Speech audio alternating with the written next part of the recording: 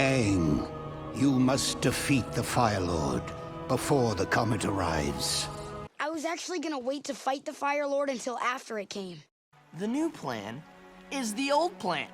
You just need to master all 4 elements and confront the Fire Lord before the comet comes.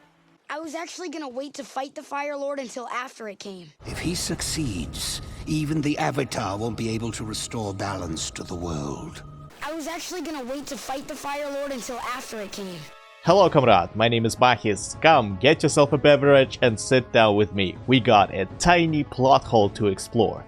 Hardly any story has a perfect plot, and The Legend of Aang certainly has its fair share of hiccups. We all know that Zhao's reasoning for not killing the Avatar was BS, that there is no way Azula could have used lightning in her state of mind, and that they should have used eagles for crying out loud. However, unlike most of them, we suddenly had a change of plans regarding a main objective without even discussing it on screen. Situation has literally 0 reasons to exist, given that it goes against everything we've learned so far and doesn't affect the story whatsoever. There are several whys I want to address here. Why Aang couldn't possibly ignore Roku's advice as to when to engage the Fire Lord, why he should definitely do this before the comet, why the gang might have come to this conclusion, and why this scene was actually put in the show. So, starting with his numerous interactions with the previous Avatar, our boy gets an explicit, concise recommendation. Defeat the Fire Daddy before the comet arrives, otherwise it's GG and even the Avatar won't be able to prevent the balance from seeing itself out the window. There is much to unpack from this, and as a monk, Twinkletoes should know exactly what this means. The first layer is the balance of power. With the air nomads gone, there are 3 nations left, meaning that if the Earth Kingdom ceases to exist, the Water Tribe will become the sole obstacle for the Fire Nation and will fall quite easily, marking the start of the world dominated by single power. Not going to talk about whether that's good or bad, but it surely has little to do with the word balance. The second layer is about people of these nations. As Uncle Iroh said, each of them represent a certain characteristic of humanity, which allows for the diversity of thought, culture, and personalities. If the world was to be governed by only one source of wisdom, it would become rigid and stale. That's why the Avatar is considered a keeper of balance, since he has learned from all over the world not just through bending, but by bonding with people in their respective nations. It's imperative to have different perspectives in order to be able to come up with the best course of actions, and homogenizing the world will vastly reduce the impact of most traditions, destroying the fountains of wisdom that were built over the course of the centuries. Which is significantly worse in the Avatar world because it's not the only one. There is a spirit world in addition to the physical, and it's the third layer of won't be able to restore the balance thingy. It's also very important for the same exact reason. Different cultures have different ways of dealing with spirits in their general area. I mean, everyone except for the Fire Nation seems to have a great deal of respect towards the spirits, so it might only apply to them conquering the world, but it works in this case. If they take over and continue their practices of ignoring or messing with these nightmare fuels, you can bet your sweet cabbage that it will lead to severe conflicts given how malicious some spirits can be. Oh, and don't forget the lack of the proper Avatar, who will either be terminated or raised to be a subjugator instead of a bridge.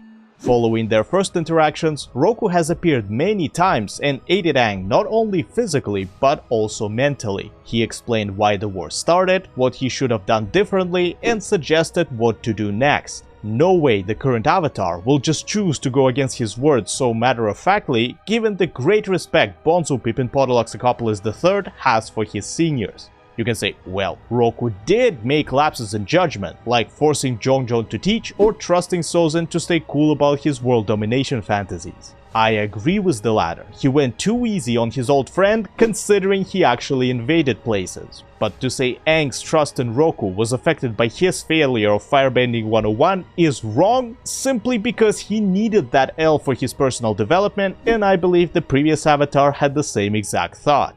So, there is little reason why the gang shouldn't do as he said, since he is the most knowledgeable person on the matter.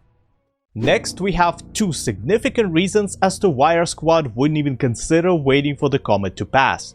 Number 1, they know all too well how the Fire Nation does its thing, with extreme prejudice. They met only a few decent people from their country, the rest were ruthless, determined, and uncompromising.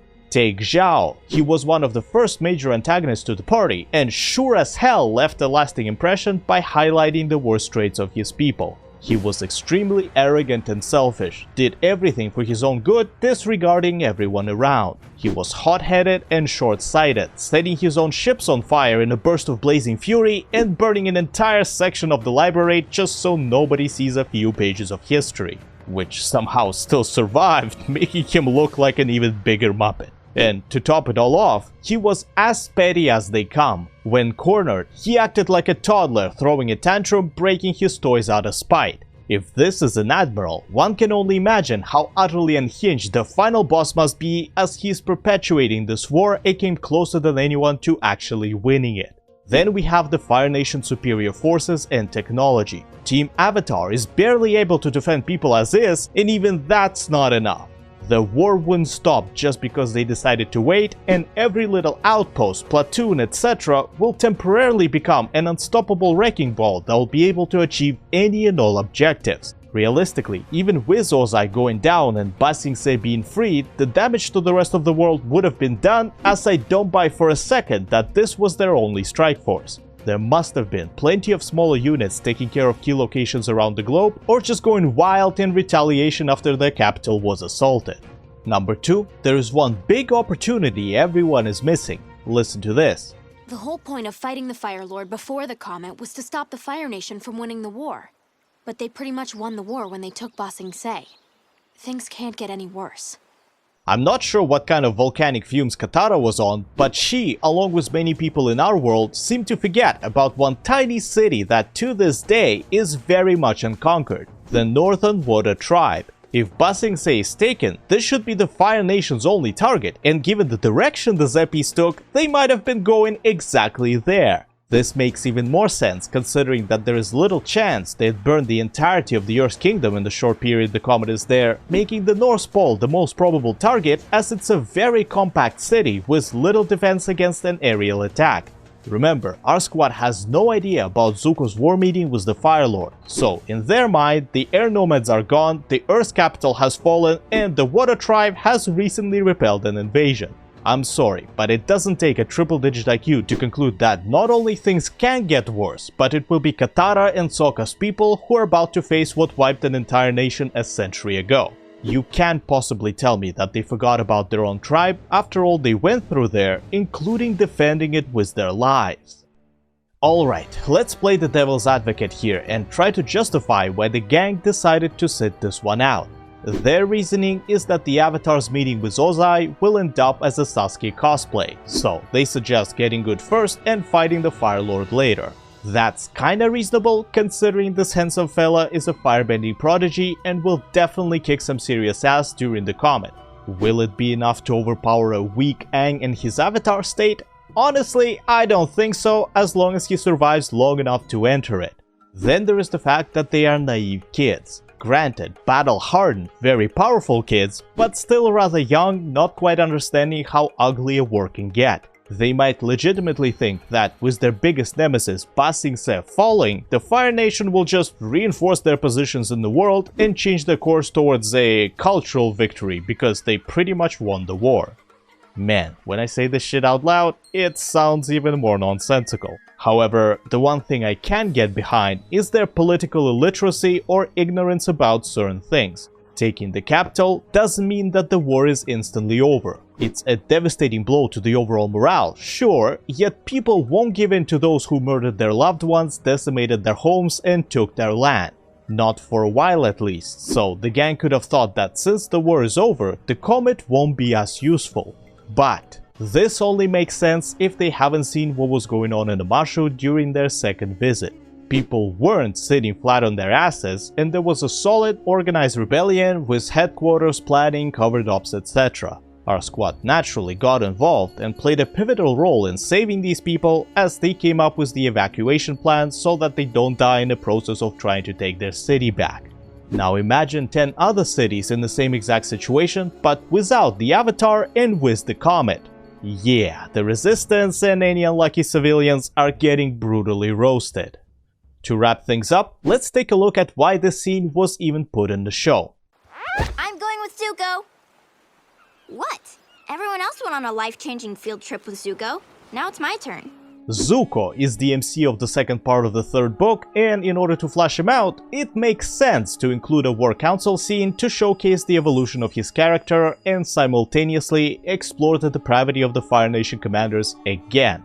The problem is, there is no good moment for our prince to drop this lore, as everyone so far were on the same page about defeating the Father Lord before the comet arrives. So, the writers needed to create an environment in which Zuko gets frustrated with their lack of actions and reinforces why Ozai needs to be stopped ASAP, otherwise there'll be nothing left to save.